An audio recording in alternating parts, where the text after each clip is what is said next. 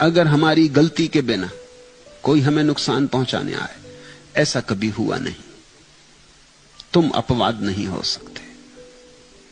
तुम्हारी गलती के बिना कोई तुम्हें नुकसान पहुंचाने आएगा ही क्यों? किसको पड़ी? गलती हो सकता है आज ना की हो, कल की हो, परसों की हो, इस जन्म में ना की हो, किसी और जन्म में की हो, मगर गलती की होगी। गलती के बिना किसको पड़ी? किसको तुम में इतना रस है कि तुम्हें परेशान करे और खुद परेशान हो?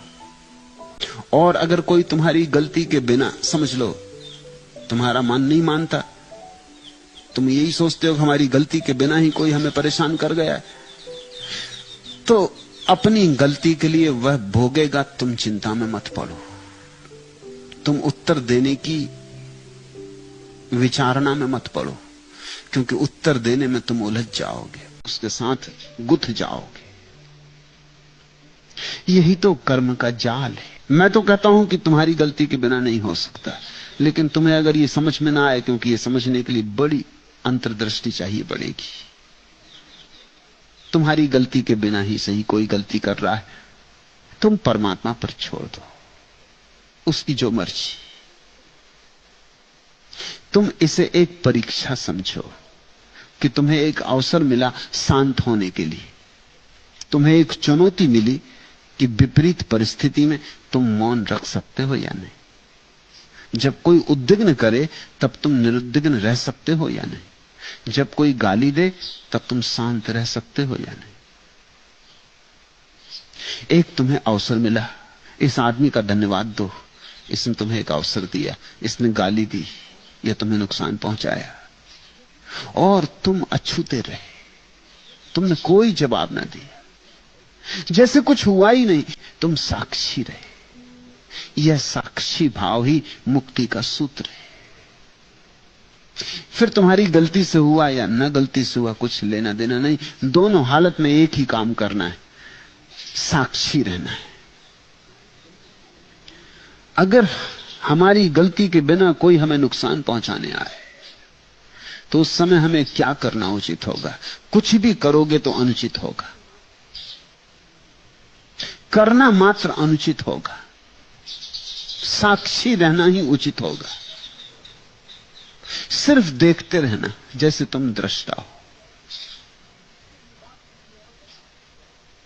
जैसे ये बात किसी और के साथ की जा रही,